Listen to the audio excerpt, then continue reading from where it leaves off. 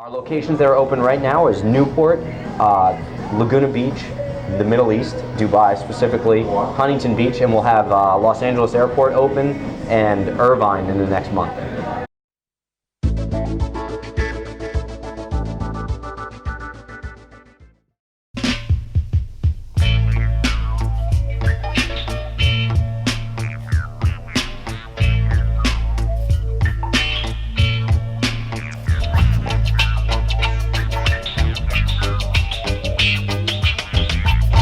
We set up a location in Dubai was I wanted to do a location in LA, but it was actually a shorter commute to fly to Dubai than to drive from Orange County up to LA.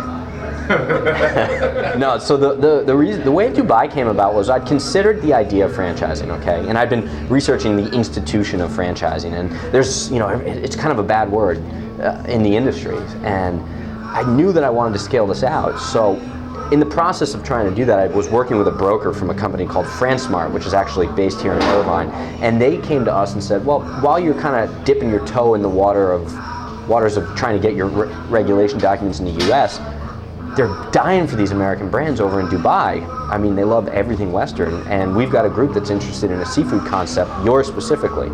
So, you know, I just kind of didn't think much of it, and this group flies over after we said we'd be willing to talk to them, and from a 2-hour conversation, they said, well, we want 75 units over in Dubai.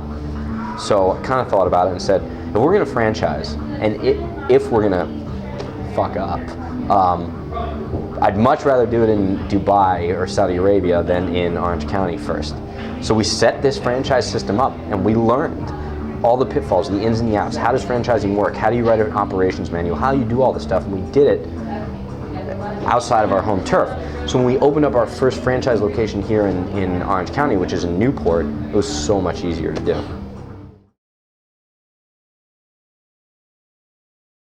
Much easier to run 5 restaurants.